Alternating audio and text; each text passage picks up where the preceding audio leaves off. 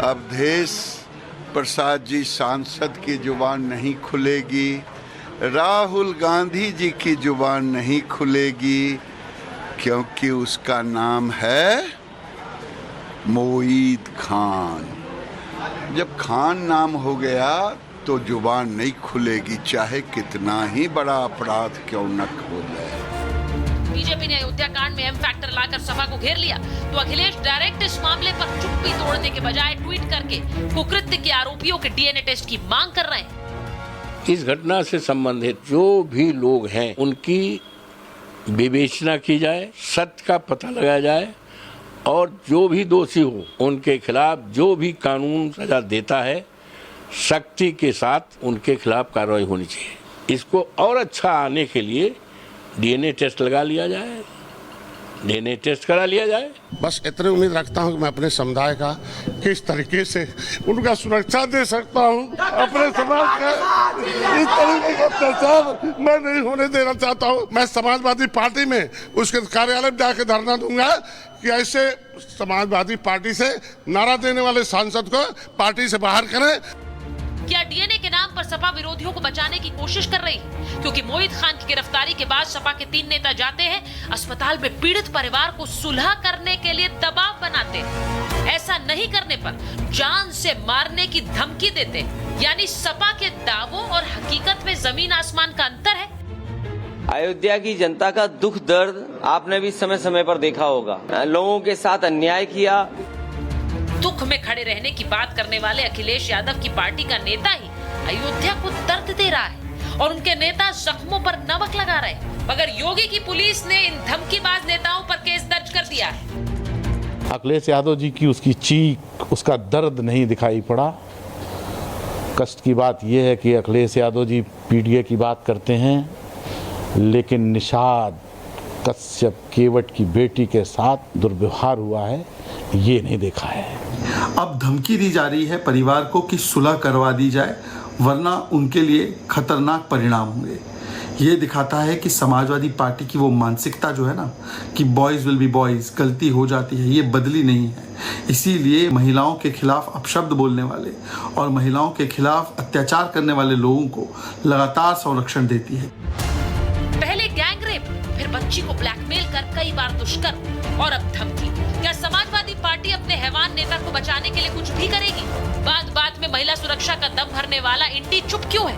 क्या राहुल प्रियंका इस पीड़िता के घर जाएंगे या फिर वोट बैंक के लिए सब चुप्पी साधे रहेंगे? इसी अयोध्या कांड पर आज की महाभारत।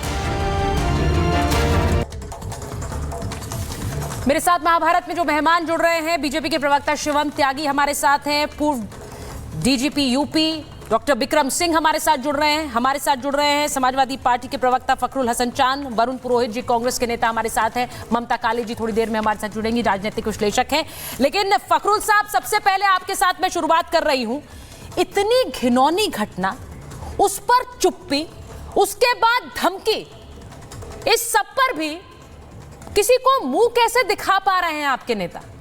बिना कुछ बोले बहुत कुछ बोला जा सकता था, लेकिन उस सब से बचते हुए धमकियों पर उतर आए।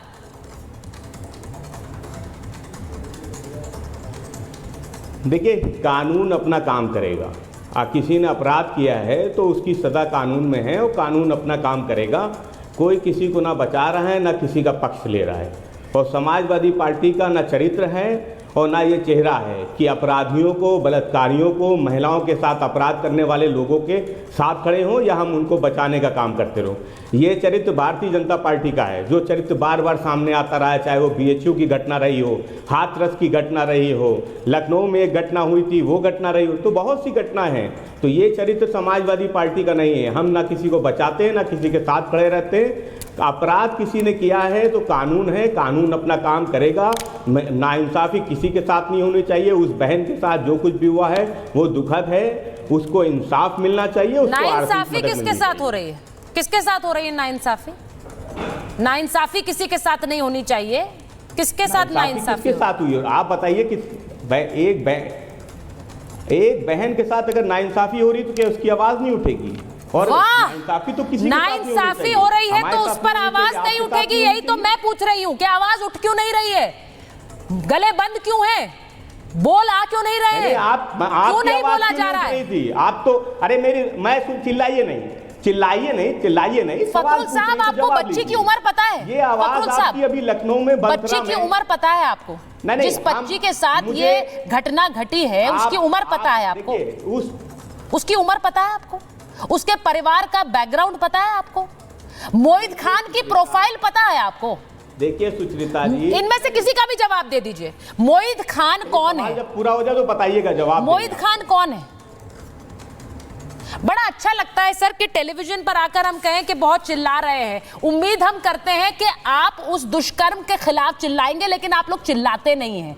शिवम त्यागी जी, मेरा सवाल ये है कि जिस तरह से बार बार पूछा गया, सुन तो लीजिए, हमें भी। हाँ बोलिए, आप बोलिए, कम से कम बोल तो रहे हैं हम। होता है जब आप भी सेलेक्टिव अप्रोच के साथ बोलती हैं। It is not selective sir, it is not selective. आप रिपब्लिक भारत ने की हो? नहीं, बीएचयू की कोई नहीं। It is not selective. की घटना पे बच्ची के साथ दुष्कर्म पर कोई सेलेक्टिव हो नहीं सकता है। आपने ये आरोप मत लगाइए। नहीं थी क्या बीएचयू वाली बहन? ये आरोप मत लगाइए। वहां क्यों खामोश थी आप? तो उस पर आप बोलने आए थे ना, उस बहस पर भी आपके प्रवक्ता बोलने आए थे। उस बहस पर भी आपके प्रवक्ता बोलने आए थे और बीजेपी से सवाल किए थे।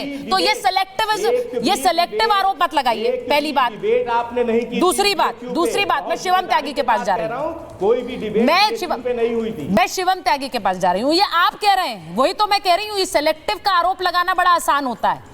शिवम त्यागी, बार बार पूछा गया अवधेश प्रसाद से, मोहित खान के साथ तस्वीरें दिखाकर उन्होंने कहा मुझे तो पता भी नहीं है ये कौन है। उसके बाद जब गिरफ्तारी हो गई तो वहां धमकियां दी जा रही हैं उस बच्ची को, उनके परिवार को, क्या आप वापस लीजिए मामला।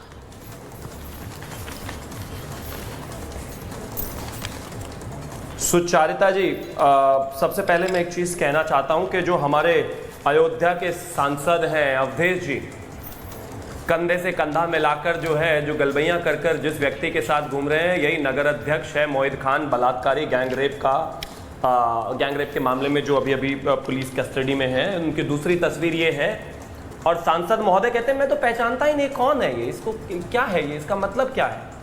अगले ही पल कहते हैं कि नहीं, ये तो इसमें तो डीएनए टेस्ट और हो जाए तो ज्यादा बेहतर रहेगा।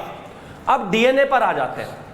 13 साल की बच्ची पर किस तरीके से समाजवादी के नेता अखिलेश यादव से लेकर सांसद दोनों मिलकर महिला का कैरेक्टर, बच्ची का कैरेक्टर असैसिनेट